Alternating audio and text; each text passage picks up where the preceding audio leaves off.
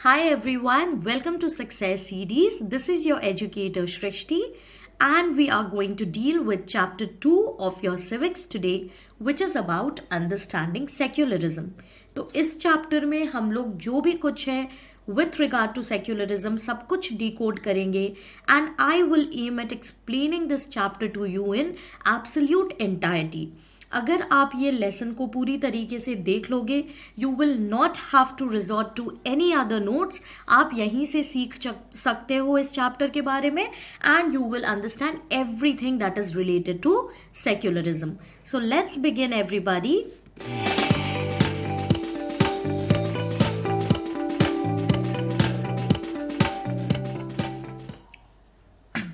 All right. So what are going to be the learning outcomes for this chapter? तो इस chapter में they have tried to explain you first and foremost what is the meaning of this word secularism. और इसका background भी हम समझेंगे कि ये क्यों required था, why do we talk about secularism, and अगर secularism नहीं होता तो what would the scenario be like. So why do we need to be secular, ये भी हम लोग पढ़ लेंगे. What is the Indian version of secularism? क्या secularism के और भी कोई meanings होते हैं? So we will look at that as well, okay? If secularism has been taken from America, तो अमेरिका में ये जो secularism का concept है या फिर a secular state का concept है, तो इसमें और Indian version में क्या difference है वो भी हमें देखना है. Indian strategies for secularism. अब जो हम ये वर्ड की डिस्कशन करेंगे, इसकी मीनिंग की डिस्कशन करेंगे, तो हमें ये भी समझना पड़ेगा कि in order to maintain being a secular state हम लोग किन स्ट्रैटेजीज को अप्लाई करते हैं, यूज़ करते हैं, ताकि हम लोग ऑलवेज इस चीज़ को इंटैक्ट रख सके, which we are going to talk about and which is the essence of your chapter, that is secularism. So अभी आपके लिए ये वर्ड ऑब्वियसली डिफिकल्ट रहेगा, आप नहीं समझ पा रहे होगे what I am trying to tell you, but through the course of this lesson you will understand what this term means, and everything that revolves around this chapter we will discuss it. Okay, so stay connected, keep a pen and paper if you require, and take down certain notes. This is going to be a very productive session. Moving forward, so in the last chapter I had told you some key features of Indian Constitution. तो एक बार recapitulate करेंगे. What were they? There was federalism. तो federalism was about existence of different tiers of government, जैसे कि central, state and panchayat. तो इसे हम more than one level of government देख रहा है. So that is why we will call it as federalism. Parliamentary form of government क्या था students? This was about parliament being the supreme power in a nation. Separation of powers की जब हम बात करते हैं तो what do we talk about? We talk about 3 organs that exist in India, जो कि लेजिस्लेचर है, एग्जीक्यूटिव है एंड जुडिशरी है. एंड आप लोग सब स्मार्ट बच्चे हो, so I don't have to explain you the meanings of this 3 organs because we have already learned it. Then there is fundamental rights, and fifth feature which we are going to learn today is about secularism. तो ये secularism क्या है, चलिए देखते हैं. As of now you need to remember कि Indian Constitution में इसे बहुत ही महत्व दिया गया है, and it is one of the fundamental features of our Constitution. तो हमें हमेशा secularism maintain करना है. How are we going to do it? And what is secularism? So जैसा कि आप इस इमेज में देख सकते हैं, पहले आपको कुछ याद नहीं करना है. See, when we talk about different religions, Hinduism, Jainism, Buddhism, Sikhism, Islam and Christianity, तो यहाँ पे क्या बन के आता है? Indian. So what are we highlighting upon? We are highlighting upon our identity as Indians. मतलब रिलीजियस आइडेंटिटी एक चीज़ है, but above this we are all humans. तो इससे आपको क्या समझ आया कि हम लोग कोई भी रिलीजन से बिलोंग करें, but ultimately we will be Indian citizens. So secular state क्या होता है? यहाँ पे स्टेट का मीनिंग है government. Okay, it means the entire nation. It does not mean the government that changes. जो पूरा स्टेट है which is India refer to here.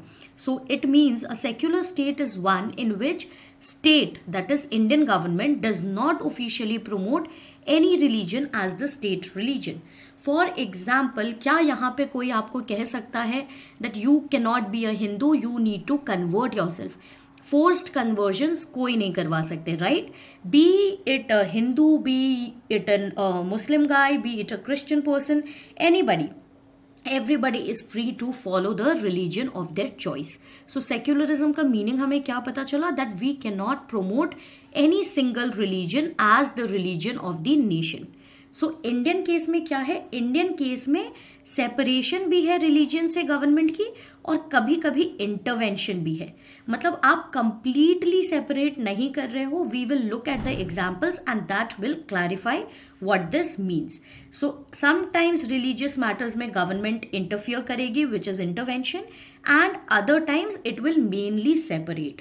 So religious matters will be left to the religious communities you can follow. But जब वो public domain में आ जाती हैं and किसी चीज़ से अगर सिटीजन्स ऑफ द स्टेट को, विच इज़ इंडिया, अगर बेनिफिट्स नहीं हो रहे and it is harming them, then what will happen? The government will interfere and try to change those religious laws. कैसे करेंगे, क्या करेंगे, क्या एग्जाम्पल्स हैं, हम लोग आगे देखेंगे. But by now you should understand the meaning of secularism. I hope this is absolutely clear. Okay, so we'll move forward. Now take an example.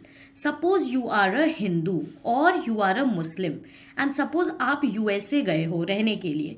अब USA में suppose Christianism बहुत dominant है क्योंकि majority of the population practices the religion which is Christianism. So अब what happens? Since you are belonging to a different religion, suppose वहाँ पे आपको कोई भी house नहीं दे rent करने के लिए, how will you feel? Suppose in India you go somewhere and you are not allowed to take a house on rent. How will you feel if it is based on your religion? आपको गुस्सा आ सकता है या फिर आपको ये लग सकता है कि आपके साथ बहुत ज़्यादा inequality हो रही है. So you will have different ways of reacting to it. Two individuals will never react in the same manner. Those of you watching this lesson, कोई मुझे ये कह सकता है कि ma'am we would get angry and we would do the same thing. Somebody can say ma'am I'll raise my voice and fight for the rights. Third could say that since I have faced that, I will make sure that nobody else faces this because it feels bad. So people will have different ways of reacting to the same situation. But the whole idea is that if you are discriminated based on your religion, it will not be a good activity. Okay, so that is where secularism becomes very, very important. So how would this make you feel? I have already asked you. Would it make you feel resentful? Yes, it might. What if you decided to complain against this discrimination and you were set to go back to India? Suppose आपने बोला कि अरे I am equally a citizen of this country, so how can you deny me the rights that any American is possessing just because of my religion? Suppose आपने अपनी voice raise की and because of that there was whole lobbying against you and आपको कहा गया आप अपने देश वापस चले जाओ. This would have made you feel angry, right? So what could have been a result of this anger? तो जैसे कि आप इस पिक्चर में देख सकते हो, two people might end up fighting. So you might react by saying कि अब जब क्रिश्चियंस आएंगे इंडिया में तो हम भी उन्हें वैसे ही ट्रीट करेंगे. और you could say that this is a form of retaliation. So this is the first kind of reaction that we are seeing, जहाँ पे you are saying that you will give the same kind of treatment to the person. Sorry, there will be an I here. You will give the same kind of treatment that you have received. So यहाँ पे आप retaliate कर रहे हो. For example, this man is shouting at this girl and she is also howling back. This could be one form of reaction. दूसरा reaction क्या हो सकता है कि this person shouted back but she will turn her head and she will understand कि ये गुस्सा है, so let me go off. Or suppose she is shouting and he will keep quiet. So this can be another form of anger. So let's see what it could be. The second form is that there should be justice for everybody. तो उस example में basically क्या हुआ कि based on religion आपके साथ discrimination हुआ है. So this is a case of religious discrimination. How you choose to react to it is what we are discussing. तो एक रिएक्शन हो गया था रिटेलिएशन, जहाँ पे आप इक्वली वही चीज़ कर रहे हो जो आपके साथ किया गया, और एक हो गया ये रिएक्शन जहाँ पे आप जस्टिस की बात कर रहे हो। You are taking a voice, you are raising your voice against something wrong, and आप ये बोल रहे हो कि ऐसी डिस्क्रिमिनेशन अब कभी भी रिलीजियस प्रैक्टिसेस एंड बिलीव्स के आधार पर नहीं की जानी चाहिए। Okay, so we are talking about equality in this type of reaction. Then your chapter tells you that this statement rests on the assumption that all forms of domination related to religions should end. तो इस example से आपको क्या पता चला? That humanity is above religion. ठीक है? No matter what religion you belong to, you should not be discriminated based on your religion. और यही essence है secularism का, and that is why it becomes very very important for us to understand everything about secularism. तो आप लोगों ने civics पहले भी पढ़ा था. Do you remember the example of Ansaris? Right? So do you remember कि ये जो अंसारी कपल थे, they had gone to Mumbai and they wanted to rent a house in the city, but सब कोई उन्हें excuses दे रहे थे. कोई कहता था we don't eat non-veg, so we wouldn't allow you here. But it was mainly because of them being Muslims, right? So then what the landlord had done, I mean the broker had done, he had told them कि आप अपना surname बदल लो, but उससे क्या होता, इनकी dignity violate हो जाती. आज अगर आप किसी भी रिलीजन को बिलोंग करते हो but you are an equal citizen of India, कोई अगर आपसे डिस्क्रिमिनेशन करे, उसका सोल्यूशन ये तो नहीं है that you will change your surname, right? That will be against your self-respect. So this is what was the example, and this is also one kind of example of religious discrimination. तो इसीलिए secular होना बहुत ज़्यादा important हो जाता है, specially for India जहाँ पे आपने डाइवर्सिटी के बारे में पढ़ा है. So India is a very very diverse nation. People of different backgrounds, different culture, different religion, all of them, they stay together in India. So we have to treat them equally because we are all equal citizens. Clear? So why do you think retaliation is not the proper response to this problem? I am asking you this question. And अगर हम लोग सब retaliate करने लग जाएं, तो what would have happened? So think for a minute and tell me कि जो एग्जाम्पल हमने अभी डिस्कस किया, अगर हम लोग सब कोई रिटेलिएट करने लग जाते हैं तो उस सिनेरियो में क्या होगा? एक तो ये हो जाएगा, उस सिनेरियो में कम्यूनल वायलेंस इंक्रीज हो जाएगी. डू यू अग्री और not? Take the example of India. If we start discriminating people based on religion and फिर उसके लिए हम लोग लड़ाई झगड़ा करने लग जाएं तो बहुत ज़्यादा वायलेंस हो जाएगी. There will be cases of mob lynching etcetera. So this will be a result of religious discrimination and communalism. तो इस तरीके से क्या होगा, बहुत ज़्यादा सोसाइटल अनरेस्ट हो जाएगा. right? Society will not be stable, there will be a lot of unrest. So we have to avoid retaliation and हमें दूसरा वाला स्टेप अपनाना है जहाँ पे हम लोग इक्वालिटी और जस्टिस की बात करेंगे. सो अब क्या होता है, इंडिविजुअल्स तो इसे बिल्कुल इंटैक्ट नहीं रख सकते. Every individual will have their own opinions. So India में क्या हुआ, इंडिया में जब हमने कॉन्स्टिट्यूशन बनाया तो हमने ये एक फीचर रख दिया, क्योंकि वी वो वेरी अवेयर कि इंडिया की एक बहुत ही डाइवर्स पॉपुलेशन है, तो ये टाइप की केसेस नहीं होने चाहिए, रिलीजियस डिस्क्रिमिनेशन नहीं होना चाहिए. इसलिए हमने फ्रीडम ऑफ रिलीजन भी दिया. राइट? आज अगर कोई हिंदुइज्म से बुद्धिज़्म में कन्वर्ट करना चाहते हैं अपने विश से, so they can do it. Right? But forcefully कोई नहीं कर सकता. आपको मंदिर जाना है, मस्जिद जाना है, चर्च जाना है, you are free to go. We celebrate all kind of festivals, so we are not barred from anything. Barred मतलब हम लोग को किसी भी चीज़ से stop नहीं किया जाता है. Okay, this is BARRED. So in India, can the state discriminate against citizens on the grounds of their religion? No, it cannot. Okay, it cannot, क्योंकि Parliament and Constitution is above the individuals and Constitution prohibits religious discrimination. So you guys are already aware of that. ठीक है? यहाँ पे state की meaning क्या है मैंने अभी बता दिया. State here does not mean the state government of Karnataka और बिहार और दिल्ली और any other state. It means the entire nation. तो यहाँ पे इस चैप्टर में जब भी स्टेट वर्ड का इस्तेमाल किया गया है, you will understand that it relates to India. Okay, So see, the state here represents a sovereign set of people. What do you mean by sovereign set of people? जब British ने हमें colonise किया था तो क्या हम खुद को सॉवरेन कह सकते थे? नहीं कह सकते थे. Sovereign means we have our own rights within a defined territory. Nobody can interfere into this. We have our own laws. So it means either Indian state या फिर Nepal state or any other state for that matter. So what is the meaning of state? यहाँ पे ये important है आपके लिए. You need to understand it means a sovereign set of people occupying any given territory. Okay, and that has to be definite. So this is what is the meaning of state in this chapter. So here is the state equivalent to government? अगर आपको question दिया जाए state is one and the same thing as the government, true और false, so the answer will be false. क्योंकि government तो आपकी change हो जाएगी with time. Okay, however you vote for they will come into power, but Indian territory and Indian map is going to remain the same and this is what we refer to as Indian state. So ये state इज more than the government and we can not use them interchangeably. Clear?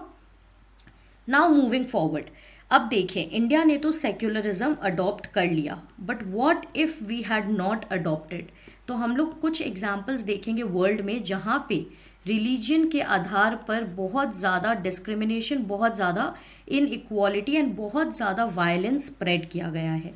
So if you remember of Adolf Hitler who was a dictator, he had persecuted many Jews, मतलब killed many Jews just on account of their religion, right. बहुत ज़्यादा यहाँ पे एक holocaust हुआ था which was a kind of holocaust. Even when you talk about partition of India, तो वो भी सब कुछ जो हमने ब्लड शेड देखा था, all of that was an outburst of religious differences, right. So ये सारा बैकग्राउंड होने के बाद India could not afford more bloodshed. इसीलिए हमने डिसाइड किया कि going forward we will be a secular country, we will respect all the religions and government किसी भी एक religion को promote करेगी? नहीं करेगी. ठीक है, make this absolutely clear. So here you can see a lot of pictures where they are fighting for Muslim lives and Muslim lives matter. Then there is a pic that tells you God has no religion, whatever you have faith in you should be free to practice that. And then there is something that asks you, why are Jews persecuted so much? अगर कोई गलती नहीं की है तो सिर्फ religion के आधार पर क्यों वो डिफरेंसेस किए जाते हैं, क्यों लोगों को इतना सफ़र करना पड़ता है? So this are some of the examples of religious domination. I will bring another example in front of you. For example, if you go to a Middle East country which is Saudi Arabia, यहाँ पे क्या होता है, अगर आप non Muslim हो and आप वहाँ पे रिसाइड कर रहे हो, if you know a lot of Indian population is there in the Middle East countries, they are having their jobs there, लेकिन इन लोग को टेम्पल्स, चर्च वगैरह बनाना अलाउड नहीं है. So is this a secular country? Is Saudi Arabia secular country? Absolutely no. Because why? Because the Saudi Arabian state, which is the nation, is promoting one particular religion. और इस case में कौन सा religion promote हो रहा है? It is promoting Islam religion, right. It is promoting the concept of Islam. So इस वजह से कोई भी और रिलीजन्स वहाँ पे अपने प्लेसेस ऑफ वर्शिप नहीं इस्टेब्लिश कर सकते, और ना ही वो लोग पब्लिक प्लेस में कोई भी प्रेयर ऐसा कर सकते हैं विच इज़ अगेंस्ट इस्लाम और विच इज़ नॉट नमाज. Okay, so if you know of Mecca, Medina, which is their most holy place, that is in Saudi Arabia only. So these are the kind of religious dominations that exist in the world. क्या India में can you see anything of this sort? Can you stop anybody from building a mosque? Can you stop anybody from building a church? Despite Hindus being the largest population in India and the other religions being a minority, can you stop anybody? No. Because we are a secular country, we are a secular state. So that is what is the meaning of secularism. Okay? These acts of discrimination ये बहुत easy तब हो जाते हैं जब state which is one country, जैसे कि Saudi Arabia की बात की या फिर अडोल्फ हिटलर के देश की बात की, right? So when this kind of people they are actually promoting one religion, तब और easy हो जाता है ये discrimination करना. इंडिविजुअल केसेस तो आप इंडिया में भी देखोगे कम्युनलिज्म के, बट अगर आज इंडिया सेक्युलरिज्म नहीं फॉलो की होती तो शायद ये सारे जो कम्युनल वायलेंसेस थे ये माइनॉरिटी वाइप आउट्स में बदल जाते, ओके, और maybe there could have been some other outcome.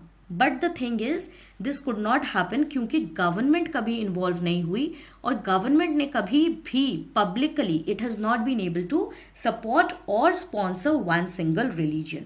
So this is what the entire thing revolves around. In fact, India में because some people have less population in certain religion, तो government और constitution उन्हें कुछ extraordinary rights भी देती हैं ताकि वो लोग equally रह सके with the majority community. Okay, so this is what it is. Coming to meaning of secularism in India, जैसा कि आप ये पिक्चर देख सकते हो, it is self explanatory. Religion is separated from the state, okay, ये फर्स्ट एंड फॉरमोस्ट मीनिंग होती है of secularism. So Indian constitution क्या करता है, it allows us to follow our own religious beliefs and practices. Nobody can interfere in your religious beliefs. अगर आपको faith है आप फॉलो कर सकते हो, okay, but in keeping with this idea of religious freedom India has adopted what strategy. एक तो इन्होंने सेपरेट कर दिया है रिलीजन एंड स्टेट को। So this is fundamental. Most of the cases में हम लोग यही वाली स्ट्रैटेजी फॉलो करते हैं, मतलब इंडियन गवर्नमेंट यही वाली स्ट्रैटेजी फॉलो करती है जहाँ पे रिलीजन और स्टेट एक दूसरे से अलग है। बट कुछ केसेस में गवर्नमेंट इंटरफियर करती है, so that we will see what is the interference like और किन केसेस में कर सकती है, क्यों करती है, okay, but separation of religion from the state, it refers to secularism. Nothing much to explain in here. It is important for a country to function democratically. So if I ask you why is secularism important बच्चा लोग, so it is important ताकि एक country की democracy intact रहे। Democracy propounds for equality of all its section of population. But अगर हम secularism नहीं follow करेंगे तो क्या होगा, हमारी डेमोक्रेसी मोर ऑफ ऑटोक्रेसी बन जाएगी या फिर it will not represent its entire population. Also एक और इम्पॉर्टेंस है कि हम लोग डिस्क्रिमिनेशन अवॉइड कर सकते हैं, कोवर्शन अवॉइड कर सकते हैं। What is conversion? Conversion is forcefully doing something, okay, अगर हम फोर्स कर रहे हैं किसी को कन्वर्ट करने के लिए, so that is converting somebody into something. And at times killing of religious minorities, जैसा कि हमने हिटलर वाले केस में देखा था। So that is why it is very very important to separate the religion from the state. Now you will ask me, ma'am कभी भी India में रिलीजियस वायलेंसेस नहीं हुए हैं क्या? बिल्कुल हुए हैं। Those are the lapses and the drawbacks that have come, जो कि कंट्रोल नहीं कर पाए थे हम लोग, right. Sometimes the government has also tilted favour towards some of the other sides in religion. Godhra riots हुए थे गुजरात में, which are very very famous, but again as a whole we have been able to keep our democracy intact because we have been following the concept of secularism, okay. Now coming forward again, what is the other importance? So it helps to prevent tyranny of the majority. Tyranny मतलब again one kind of coercion and one kind of dominance you could say, या फिर बुरी behaviour, okay, something of that sort, authoritative rule. तो majority इस चीज़ से coerce नहीं कर सकती है माइनॉरिटी कम्युनिटी को। Also it helps to keep our fundamental rights. अगर सेक्युलरिज्म नहीं होता तो राइट टू इक्वालिटी कभी भी इस्टेब्लिश नहीं हो पाती। सो क्या होता, हमारी फंडामेंटल राइट्स की वायोलेशन हो गई होती। But because of this kind of separation of religion and state, our fundamental rights have also been kept intact. So this is also another importance of it. कभी कभी क्या होता है, to protect the freedom of individuals to exit from their religion, embrace, that is hug or be a part of, in this case be a part of another religion, or have the freedom to interpret religious teachings differently. यहाँ पे क्या कहा जा रहा है, जितना ही आपको right है अपने रिलीजन को मेंटेन करने का, but suppose you have been born as a Hindu, but suppose आपको आगे जा करके, since you are a good individual, smart individual, suppose आपने और भी टेक्स्ट पढ़े ना, आपको इस्लाम फॉलो करना है या बुद्धिज़्म फॉलो करना है, or for example there is a Muslim guy, he wants to settle for Jainism or he wants to follow Hinduism, या फिर क्रिश्चियन है कोई, उनको बुद्धिज़्म में कन्वर्ट करना है या फिर कोई और रिलीजन में कन्वर्ट करना है, so they are free to exit. कोई आपको नहीं रोक सकता if you are doing it wilfully. But अगर आप फोर्स्ड कन्वर्जन्स करवा रहे हो then that is something that is wrong. Okay. Also, apart from exiting our religion, we can embrace another religion, as I told you, and one religion को or one textbook को different people within the same religion can interpret them differently. Even in Hinduism, you will see we have a lot of gods. So everybody is allowed to have the pujas according to them.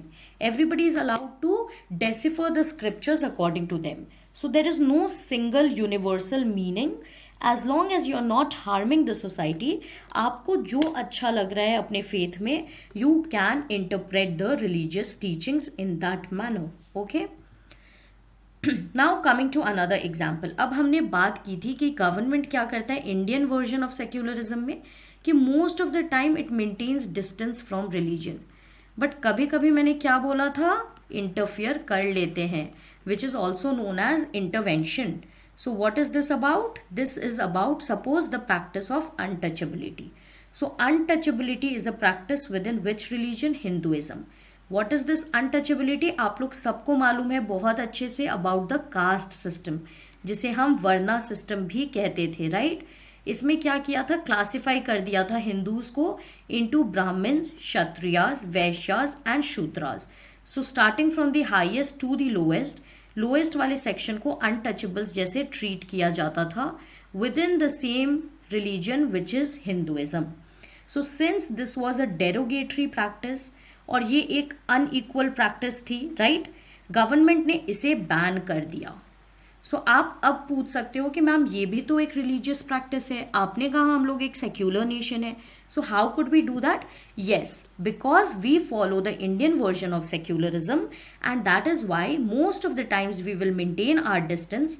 लेकिन जब किसी चीज़ से public को दिक्कत हो रही हो या फिर इंडियंस के बीच में डिफरेंसेस पैदा हो रहे हों, then we will try to reform it. So the government will interfere and amend the kind of things that have a derogatory effect on the population of India. Okay, but suppose अगर हम एक secular nation नहीं होते, so do you think if the government was in the favor of Hindus, would they have ever banned untouchability?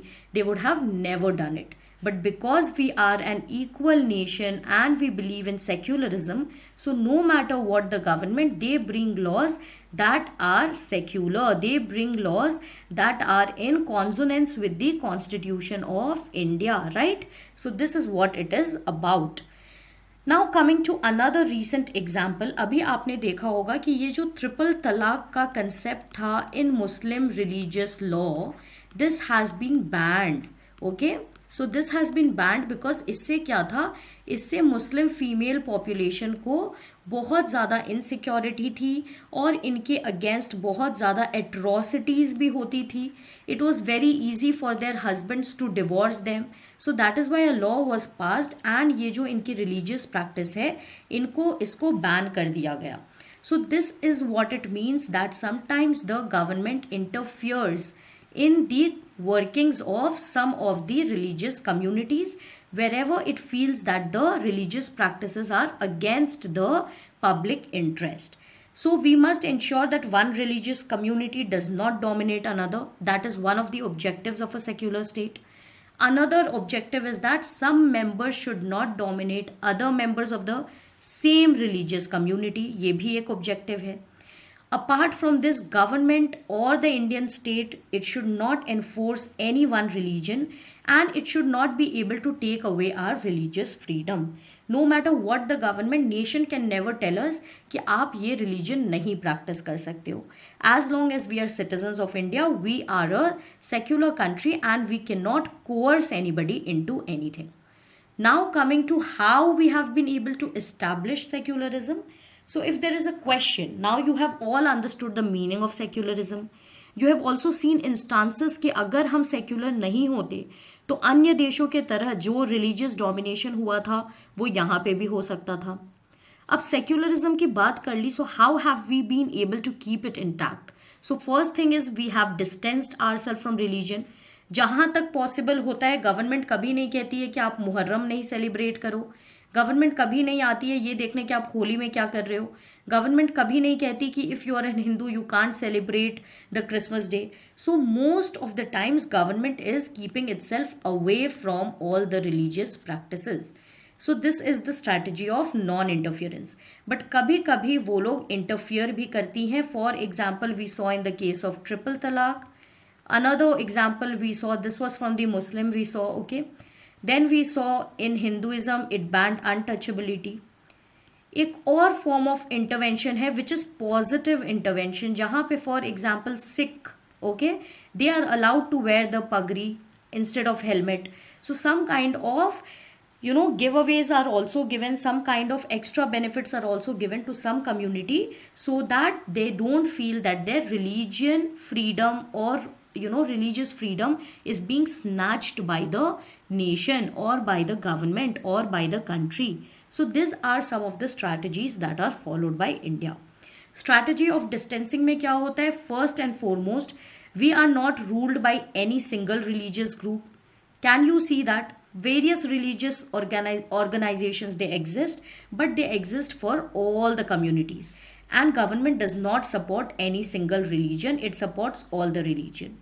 Government spaces such as courts, police stations जो भी government owned है, या फिर गवर्नमेंट स्कूल्स, ऑफिसेस, कभी भी आप यहाँ पे नहीं देखोगे कि एक हिंदुइज्म का बोर्ड लगा हुआ है.